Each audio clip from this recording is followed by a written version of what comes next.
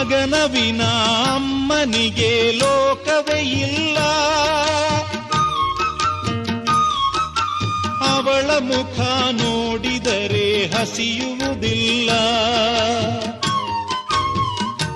ನನಗೆ ಗಾಯ ಆದರೆ ಅವಳು ಅತ್ತು ಕರೆವಳು. ನನಗೆ ನಗು ಬಂದರೆ ಅವಳು ನೋವ ಮರೆವಳು. ಅವಳಿಗೆ ಕರುಣ ರಾಮಚಾರಿ ಹಾಡುವ ಲಾಲಿ ಹಾಡ ಕೇಳವ್ವ. ನೀಲಿ ಬಾನಿ ನೂರಿಗೆ ಬೆಳ್ಳಿ ದೀಪ ನೀನವ್ವ.